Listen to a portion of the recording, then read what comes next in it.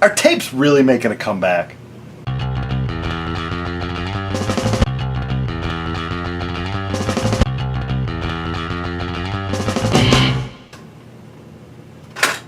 The cassette tape. Some say invented around 62, 63, kind of hit the market really big in 66. By 1968 they were in cars, little tape decks, and of course through the 70s and 80s, if you had a car and a tape deck, you were cool. It was the way to listen to music. But is this ancient form of listening to music really coming back like vinyl did? I don't know. I'm seeing it in stores. Now stores are having a great time pricing them like they're coming back. Tapes that just a few years ago a store would maybe give you a quarter for because they were going to turn around and sell it for 50 cents to $1. Nowadays, they're probably still giving you a quarter for your tapes, but don't be shocked if the tapes are being sold. I'm not sure if they're actually selling. Store owners will have to tell me that, but tapes are being sold for $6.99, $8.99, $9.99, $12.99. Now me personally, I have sold a few tapes on eBay. Now these were rare early tapes from like a punk rock band. There was a band around the Chicago area called Tuesday. I sold their tape just last year on eBay for $160.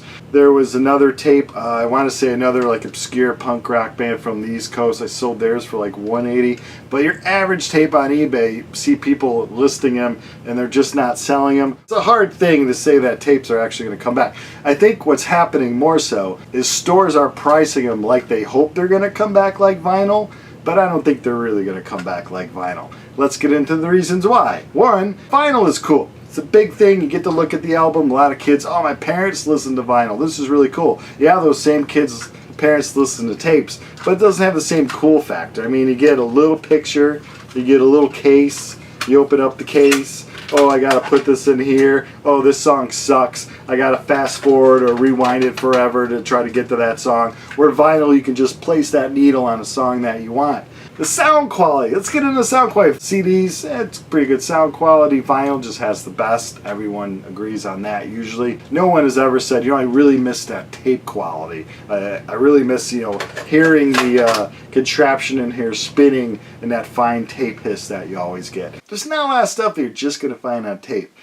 Tapes have usually been released also on CD or vinyl, of course. So there's really select, very, tell me in the comments if you think there's anything that's just come out on tape. I mean, some of these early metal demos from local bands, I mean, local bands in 80s, 90s always using tape, so maybe that stuff won't get put on CD, but really there's no need to really go crazy for a tape. Ooh, this is a good one. No one's ever been really cool because they have a tape collection. I had a massive tape collection. This is like 1/100th of my tape collection at one time. Throughout the years, I've thrown some out. I've given a lot to Goodwill. I don't even know if Goodwill takes tapes anymore. I've sold some to album stores. Like I said, got like quarter each. I've sold some on eBay. So you are seeing some limited releases from record store day or bands on cassette tape. It's never, I don't think it's really going to take off like the other limited releases on vinyl have. There are some record labels out there, some hip hop and some punk labels trying to bring it back. Like I said, it's probably going to be very limited and it's just not going to hit like vinyl has hit. Now CDs started outselling cassette tapes in 1991. Around that time I was buying cassette tapes. I had stopped buying vinyl for some stupid reason. It was just cheaper and I could put it in my car. Everyone wanted to do something that was like portable. Of course you had a big boombox. This is a baby boombox. This is like a modern boombox. Bought on Amazon just so I could play some of the tapes that I still have. But back in the day, you had to have a killer boombox. Now what you did, this is some cool information about tapes. Even on this stuff, you can get blank tapes at the store and you would stay up late. I would stay up late and listen to the radio and just tape song after song after song after song after song. It sucked when the DJs always blah blah blah blabber around the music. You just want to hear the music. But that's what listening to radio does. Now, what we used to do, cool kids, let's say we got Police Synchronicity and we're sick. We're sick of program 2. Every breath you take, blah, it's making us puke. What you do, take a little bit of Scotch tape, right? It's got tabs. Kids today don't even know the struggle. You don't know the struggle. These tabs by mass-produced tapes are already tapped out, right? But this is what you do. Take a little bit of Scotch tape. You put that over the tabs. This is what we would do. Put this over the tabs. That way the tape, when you hit record, thinks that the tabs are still in, thinks it's a good thing to record on. You can record, you recorded Judas Priest and your Iron Maiden over the Little Police album, and you would be cool. All the kids in school would think you're really cool. Well, the history of tapes in school, a lot of kids my age, grew up doing this.